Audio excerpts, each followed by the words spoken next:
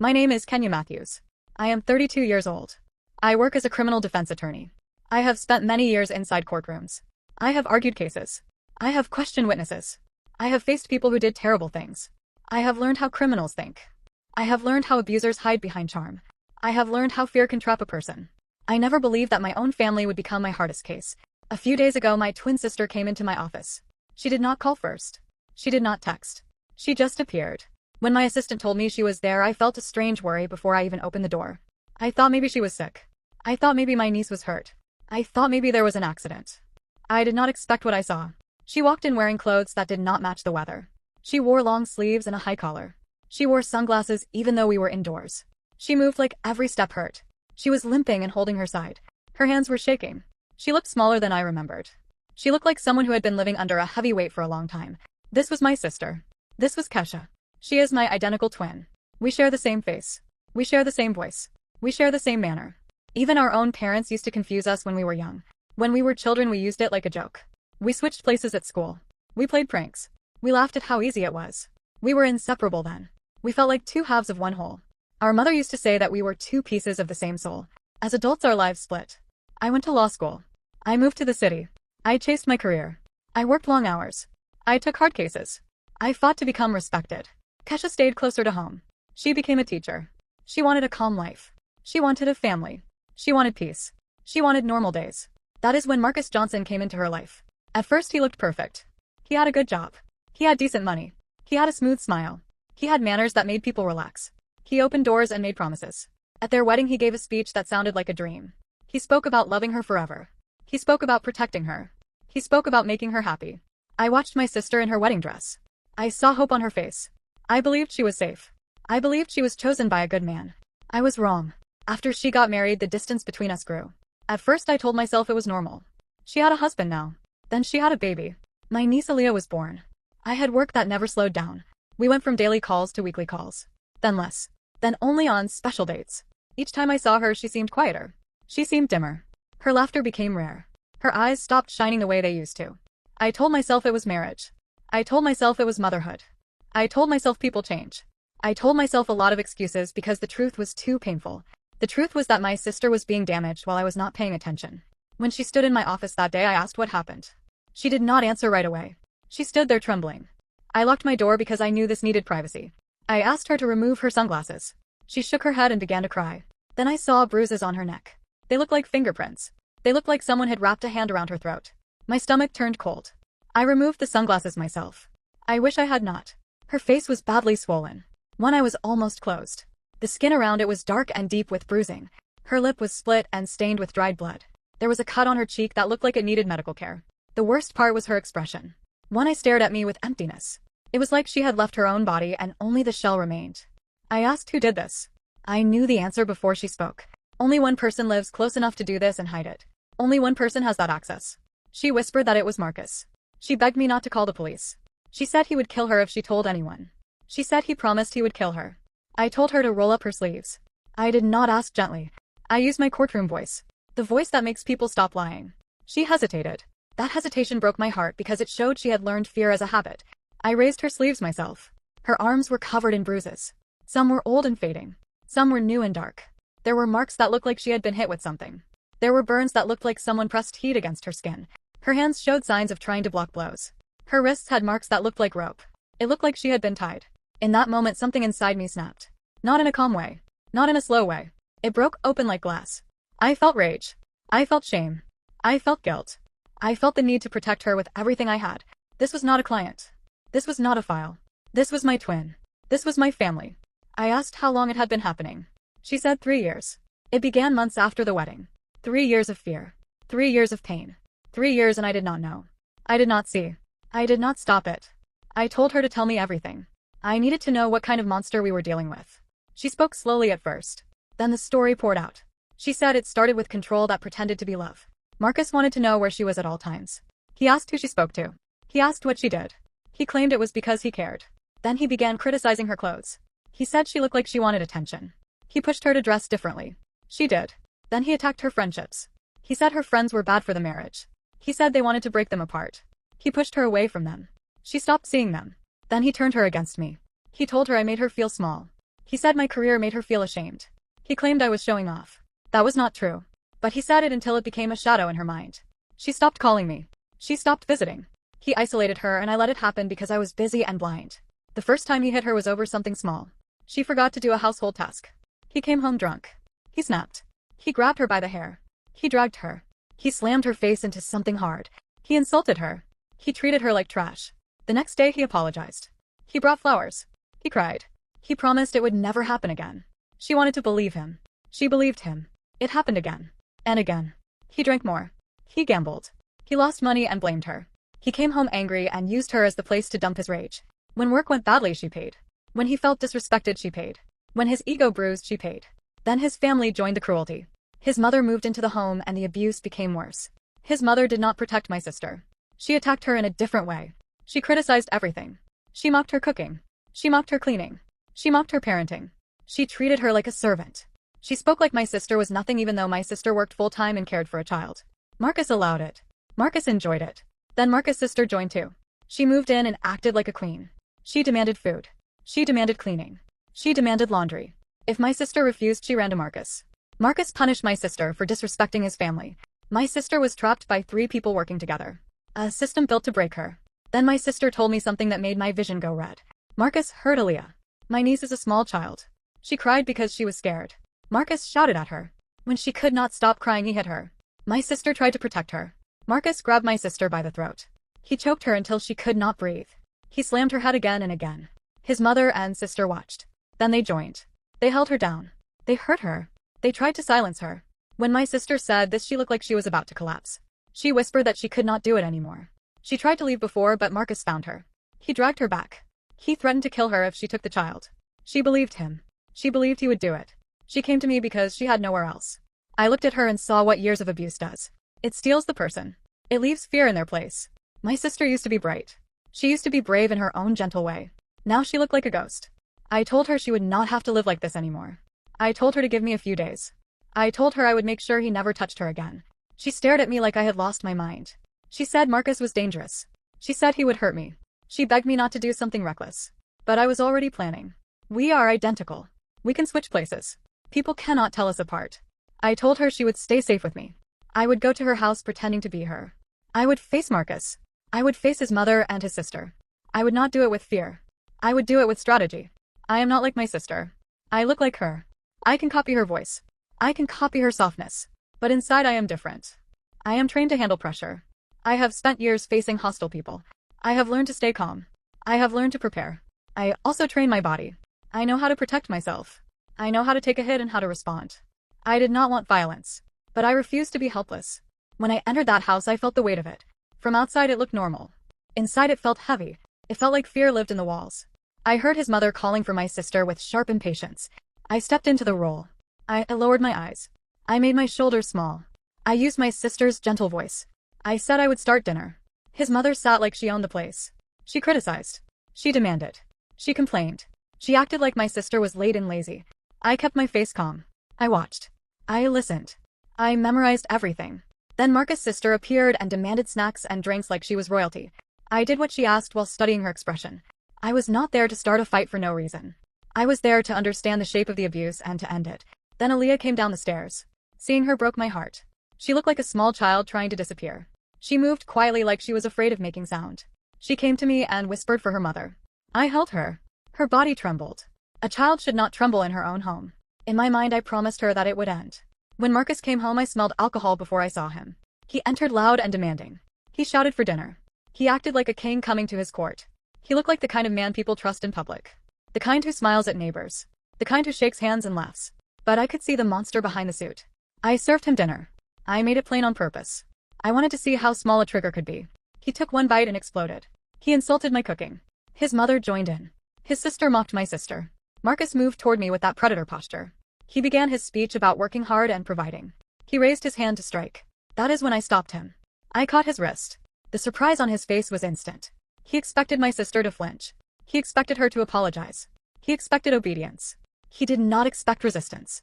I held his wrist long enough to make the message clear. Not tonight. Not anymore. I released him and stepped away. I spoke calmly. I told them to eat. I walked upstairs and put Aaliyah to bed. I read her a story about a girl who saves herself. I wanted her to hear a different kind of story before sleep. Later his mother and sister confronted me in the hallway. They tried to put me back into the old role. They tried to intimidate me with words and then with hands. I did not react like my sister would. I warned them once. Then I spoke with cold clarity. I told them that abuse has consequences. I told them that what they were doing could be proven. I told them they were not untouchable. I did not give them a lecture for fun. I gave them fear because fear was the language they had been using on my sister for years. They backed away. They were shocked. They were not used to my sister speaking with certainty. The next morning Marcus tried a different approach. He wanted control back. He pulled me into a private room. He grabbed my arm with force. He spoke close to my face. He demanded respect. He told me I belonged to him. He squeezed harder. He wanted pain to teach obedience. I stayed calm. I let him show who he was. I wanted his threats clear. I wanted proof of his behavior. I wanted the world to see him the way my sister saw him every day. When he tried to escalate, I used his movement against him and put distance between us. I did not chase him. I did not scream. I simply made sure he understood that the old pattern was broken. Marcus then tried to use the system. He called the police. Abusers often do that when control slips. They want the victim to look unstable. They want the authorities to become another weapon. When officers arrived, he performed. He claimed I attacked him. He claimed I was dangerous. He claimed he was afraid. I spoke calmly and showed them the history of harm. I showed them how long it had been going on. I showed them evidence of injuries. I showed them that this was not one argument. This was a pattern. The officers took it seriously. They warned him. They made it clear that he was being watched now. They left, and Marcus realized he could not easily use the law as a shield in that moment. That made his family more desperate. His sister brought in someone to intimidate me. A large man who believed he could scare a woman with size alone. He tried to threaten me. He stepped toward me like I would fold. I did not. I moved with control. I protected myself. I made sure he left. The point was not to show off. The point was to end the idea that violence would win. That night I listened to them talk. They were scared. They wanted a new plan. When abusers cannot control with fists, they try control with schemes. They discussed ways to remove my sister from the home. They talked about making her seem unstable. They talked about forcing a medical hold. They talked about taking the child. Hearing them plan to steal Aaliyah away made my blood run cold. It confirmed that their cruelty had no bottom. The next morning they tried to drug me. They tried to make me sleepy so they could call for help and claim a breakdown. They dressed it in fake kindness. They smiled. They acted sweet. I did not fall for it. I pretended. I let them think it worked. I let them reveal their intent. Then I sat up and told them I knew. I told them I had proof of their plan. I told them they were now facing consequences that could crush their lives. Fear filled the room. Their confidence vanished. Then I laid out the truth. They had two paths. One path was criminal accountability for the violence and the schemes and the harm to a child. The other path was to sign legal documents that gave my sister full safety and full custody and strict separation. They had to leave the house. They had to stay away. They had to support the child financially. They had to accept that they had lost control. I did not do this because I love power. I did it because my sister was running out of time. I did it because a child was learning fear as normal. I did it because the system often moves too slowly for someone trapped inside a violent home. I left them to think. I picked up Aaliyah and brought her to my safe place where my sister was waiting. When mother and daughter reunited, it was like watching air return to lungs. Aaliyah hugged her mother and kept touching her face like she needed to confirm she was real. My sister looked lighter even while crying. She looked like hope had returned. Later Marcus called and agreed to sign. His voice sounded empty. He wanted to avoid prison. He wanted the nightmare to end.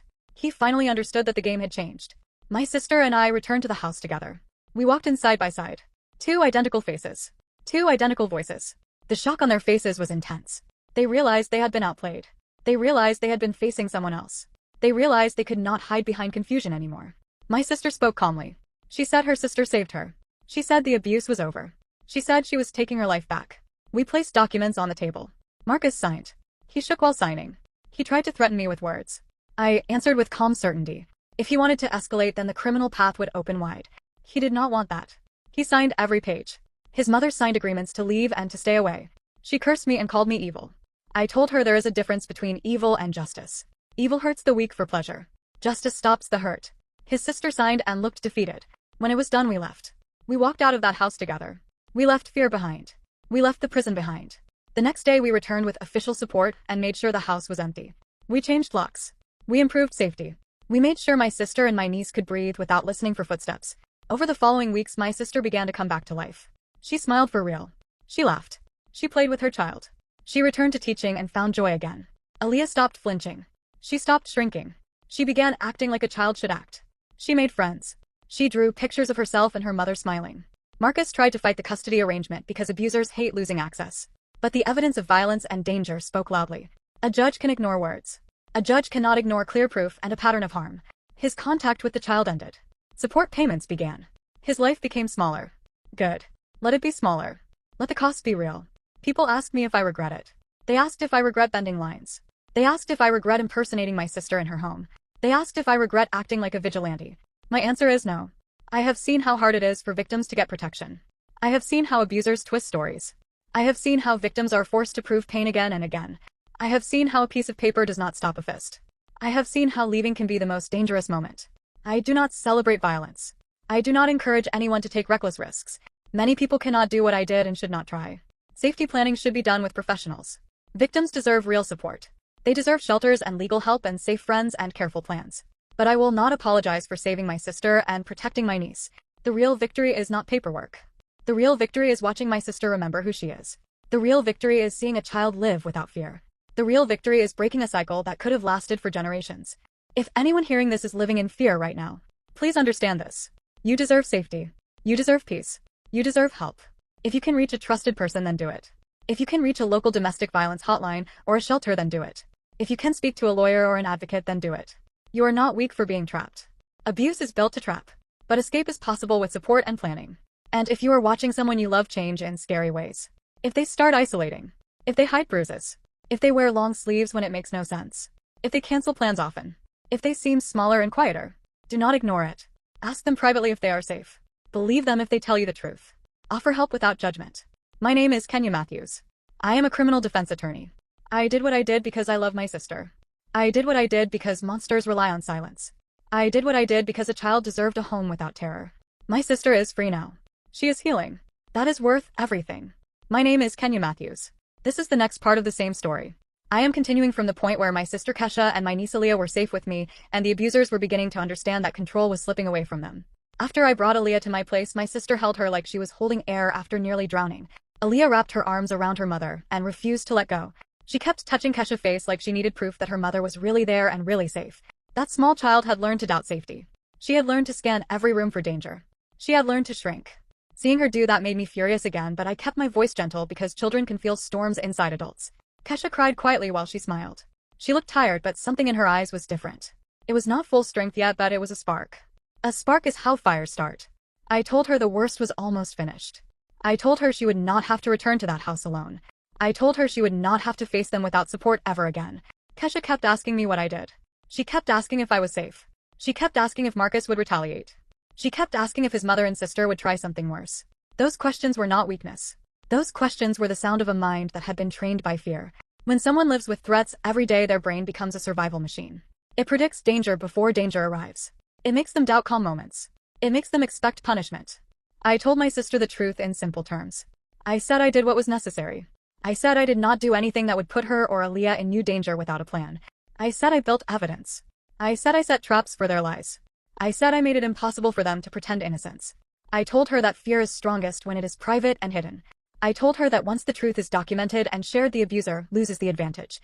Abusers thrive in shadows. Evidence is light. That evening I did not allow my sister to go back to the house. I let her rest. I let Aaliyah watch cartoons and eat snacks. I cooked a simple dinner. I kept the home calm. I kept the lights warm. I kept voices soft. I kept the doors locked. I checked windows. I watched the street like a guard. I was not going to let Marcus or anyone else get close. During the night, my sister woke up more than once. I heard her moving. I heard her whispering to Aaliyah. I heard her crying again. I also heard her breathing slow after a while. That slow breathing told me she was finally sleeping. It was not deep, restful sleep yet, but it was sleep that was not forced by exhaustion alone. It was sleep that came from being in a place where no one could walk into the room and start screaming. In the morning, I took Aaliyah to school as usual because routine helps children feel stable. I made sure she ate something. I brushed her hair. I asked her about her favorite cartoons. I kept my face calm and friendly. When we reached the school, I walked her to the door, and I watched her look around like she was expecting someone to grab her. My heart squeezed. I knelt down and told her she was safe. I told her that her mother would pick her up later. I told her that adults are supposed to protect children, and that some adults forget how to be good, but that does not change what children deserve. She nodded. She did not fully relax. But she walked inside. After I returned to my place, I sat with Kesha. I asked her for more details. Not to reopen pain, but to make sure we did not miss anything legally. I asked about dates and patterns and injuries and threats. I asked what Marcus did when he felt challenged. I asked what his mother and sister did when he was not in the room. I asked what weapons were in the house. I asked where important documents were stored. I asked if Marcus had access to Kesha's phone and email. I asked if he tracked her location. I asked if he had friends in law enforcement. I asked if he had family who would help him. Kesha answered as best she could. She said Marcus often checked her phone. She said he demanded passwords. She said he accused her of cheating when she tried to protect privacy. She said he used jealousy as a reason to control her. She said his mother watched her movements like a supervisor. She said his sister mocked her and demanded chores. She said the house felt like a place where she could never rest. I told her we would change everything. New passwords. New phone plan if needed. New email addresses. New locks. New routines. We would assume that Marcus would try to regain power in some way, and we would remove every tool he used. I also told her something important. I told her that leaving is only the first step. Many survivors think the danger ends when they move out. Often the danger changes shape instead. It can become legal abuse. It can become stalking. It can become harassment through family court. It can become pressure from relatives. It can become threats with money. Kesha nodded because she already knew. She had lived it. She tried to leave before and Marcus brought her back. That is why I was not going to rely on hope. I was going to rely on preparation. Later that day my phone rang. Marcus called. His voice sounded hollow. Not strong. Not charming. He was scared. When abusers lose certainty, they often sound like children. He said he would sign whatever papers I wanted. He begged me not to involve prosecutors. He begged me not to ruin his life. It was strange to hear him plead because in my sister's stories he always sounded like a king. I told him we would meet. I gave him a time. I did not threaten him loudly. I did not scream. I spoke like a lawyer who already knows the result. Calm. Firm. Clear. Kesha wanted to come with me. She wanted to see him sign. She wanted to see the moment control broke. That was not revenge. That was closure. Survivors often need to witness the end because their minds have been trained to expect the abuser to escape consequences again. I agreed, but I warned her that it might be emotionally heavy. She said she was ready. When we arrived at the house together, we walked in side by side. Two identical faces. Two identical voices. Two identical bodies. The expressions on Marcus' face and his mother's face and his sister's face changed fast. Confusion. Fear. Disbelief. Then realization. They had been dealing with my sister twin. Not my sister. They had been facing someone who would not submit. Kesha spoke first. Her voice was soft, but it carried strength. She said she was done being hurt. She said she was done being scared. She said she was done being controlled. She said her child would never live in that terror again. Marcus tried to speak. He could not find the right mask quickly enough. He looked at Kesha and then at me and then back at Kesha like he hoped his eyes were lying. Then he looked down at the papers on the table. The papers were prepared. They were clear. They were strict. They removed contact. They gave Kesha custody. They demanded financial support. They demanded distance. They demanded removal from the home. They included orders that would lead to immediate consequences if broken. Marcus picked up the pen with shaking hands. He read some parts. He swallowed. He tried to bargain. He tried to threaten. He said a sentence about wanting to hurt me for this. He said it in a low voice like a warning. I leaned close and told him to try if he wanted. I told him that any attempt would be the excuse I needed to hand everything to the authorities in a way he could not twist. I told him I would not hesitate. I told him he had a choice. He could sign and leave. Or he could refuse and face the full weight of consequences. He signed. He signed every page. Every line. Every initial. He signed like a man signing his own defeat. His mother signed too. She signed a promise to leave. She signed a promise to stay away. She signed a promise not to contact Kesha or Aaliyah. She glared at me while signing. She called me evil. She called me a devil. People like her call any boundary evil because they survive by crossing boundaries. I told her I was not evil. I told her I was justice. Justice stops harm. Evil creates harm. His sister signed without much fight. She looked like someone who wanted to disappear. Bullies often want to run when they meet a wall. When it was done, I placed the documents in my bag. I reminded them of the deadline to leave. I told them I would return with official help to make sure the home was cleared.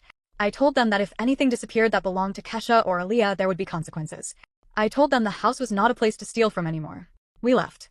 On the way back, Kesha did not speak much. She stared out the window. Then she began to shake. The body sometimes reacts after danger passes. People can feel calm and then suddenly feel like they cannot breathe. That is not weakness. That is the nervous system trying to process what it survived. I told her to breathe slowly. I told her to hold my hand. I told her she was safe. At my place, Aaliyah ran to her mother again. She hugged her and asked if they were going home. Kesha smiled and said yes. But the word home was changing. Home would no longer mean the house with fear. Home would mean safety. The next day, I returned at the agreed time with official support. I did not need drama. I needed certainty. The house was empty. Marcus and his mother and sister had left. They took their things. They did not stay to argue. They disappeared because fear now lived in them. I changed every lock. I installed a security system. I added cameras that were visible. I wanted the outside world to see that someone was watching now. Visible protection can stop some problems before they begin. I also helped Kesha change her routines. I advised her not to share location publicly. I advised her to tighten privacy on social media. I advised her to tell the school who is allowed to pick up Aaliyah. I advised her to keep copies of court orders at home and at school. I advised her to keep a safe contact list. I advised her to have a plan if Marcus tried to approach. Kesha listened. She did not argue. She did not say it was too much. She understood what risks look like. She had lived inside risk. She was ready to do the work of staying safe. Over the next weeks, I watched a transformation that felt like watching a flower return after a long winter. At first, Kesha moved carefully around the house like she expected someone to jump out. She jumped at loud noises. She checked windows again and again. She flinched when her phone buzzed. She struggled to sleep. Then slowly the fear loosened. She began to play music. It was quiet at first, then louder. She began to cook because she wanted to, not because she was forced. She began to talk more. She began to laugh at small jokes. She began to breathe deeper. She began to sit on the couch and watch a show without scanning the room every minute. Aaliyah changed too. Children carry fear in the body. They may not have words, but they show it in behavior. She stopped creeping downstairs like a mouse. She began to ask questions more freely. She began to sing. She began to draw pictures. She began to stop flinching when a door closed. She began to sleep through the night more often. The school called once to tell Kesha that Aaliyah seemed more relaxed. The teacher said Aaliyah started raising her hand. She started smiling during recess. Small things that are huge when you understand trauma. But, of course, Marcus tried to push back. Men like him do not accept losing control. Even when they sign agreements, they often look for ways around them. He tried to challenge custody. He tried to claim he deserved access. He tried to paint Kesha as unstable. Abusers often use the same playbook. They accuse the victim of being crazy. They accuse the victim of being vindictive. They cry about fairness while hiding the violence they caused. This time the court did not rely on his story. This time the court had evidence. The injuries. The threats. The recordings. The attempts to scheme. The harm to a child. A judge may ignore one bruise explained away. A judge cannot ignore a pattern. A judge cannot ignore proof of danger. The judge cut his access. The judge removed his ability to approach. The judge ordered support and strict boundaries. The law finally did what it should do. It should protect the vulnerable. Marcus did not like it. He complained. He cursed. He threatened to appeal. But he had no real leverage left. He had signed. He had been recorded. His own actions had trapped him. His mother tried a different approach. She called through mutual acquaintances. She tried to send messages. She tried to act sorry. She tried to pretend she did not know how bad it was. But Kesha did not answer. She did not owe that woman a conversation. Forgiveness is not a requirement. Safety is the requirement. His sister also disappeared. She moved on to another place. Another couch. Another person to exploit. People like her rarely change quickly. They simply find new victims. As time passed, Kesha began taking back pieces of herself. She returned to her classroom and found joy in teaching again. She decorated her home the way she wanted. She made decisions without asking permission. She visited family. She called me more often. We rebuilt our closeness. The gap that opened between us began to close. One evening she told me she felt guilty that I had stepped into danger for her. She said she feared I would get hurt. She said she feared I would lose my career. She said she feared I would be punished for bending rules. I told her something she needed to hear. I said she is not responsible for what an abuser chooses to do. I said the shame belongs to Marcus. I said the guilt belongs to the people who watched and joined. I said she survived. I said survival is not a crime. I said asking for help is not weakness. Then she asked me if she was stupid for staying so long. I told her no. I told her abuse is designed to trap. It starts small. It isolates. It confuses. It mixes kindness with cruelty. It makes a person doubt their own judgment. It makes them believe they are the problem. It makes them fear leaving more than staying. That is not stupidity. That is a trap built by someone who enjoys control. I told her she was brave because she came to me. Coming for help was the first real break in the cycle. Aaliyah also began to speak more openly. One day at a park she sat near me while she ate ice cream. She looked up and thanked me for saving her mother. She said she used to feel scared all the time. She said she is not scared anymore. Children do not say things like that unless fear was a normal part of their days. Hearing her say it made my chest tighten. I told her I was proud of her. I told her she deserved to feel safe. I told her it is okay to feel happy. That moment explained everything. That is why I did what I did. I did not do it for drama. I did not do it for pride. I did it so a child could be a child. I did it so my sister could live. Some people who hear this story might say I should have called the police earlier. They might say I should have followed normal processes. They might say the system exists for a reason. They might say I took too many risks. I understand that argument. I also know reality. I have worked in the legal world long enough to know that the system can fail victims. Police reports can become paper that does nothing. Restraining orders can be ignored by violent people. Court cases can move slowly. Abusers can charm officials. Abusers can twist narratives. Victims can be punished for speaking up when an abuser returns angrier than before. That is why safety planning matters. That is why evidence matters. That is why support matters. I am not telling anyone to impersonate someone or confront an abuser directly. Many people cannot do that safely. It could get them killed. It could escalate violence. The safe path for most survivors is to contact domestic violence services and create a plan with experts. Shelters and advocates exist for a reason. Legal aid exists for a reason. Friends and family can help when they are careful and informed. But I will tell you this. Silence helps abusers. Silence gives them time. Silence gives them cover. Silence is not neutral. Silence is a side. It is the side that lets harm continue. If you are watching this and you are in a dangerous home, please hear these words. You are not alone. You are not crazy. You are not to blame. What is happening is not love. Love does not hurt you. Love does not isolate you. Love does not threaten to kill you. Love does not harm your children. Love does not make you shrink. You deserve safety. You deserve help. You deserve a plan. Start with small steps if you must. Save important documents. Save evidence in a safe place. Reach out privately to someone you trust. Call a local hotline when you can do it safely. Tell a doctor. Tell a counselor. Tell a teacher. Tell a neighbor you trust. Tell someone with access to resources. Do not carry it alone. If you are someone watching a friend or a sister fade, pay attention. Ask them privately if they are safe. Do not judge them for staying. Leaving is dangerous. Leaving is complicated. Ask how you can help. Offer a safe place. Offer a ride. Offer childcare. Offer a phone. Offer to store documents. Offer to sit with them while they call an advocate.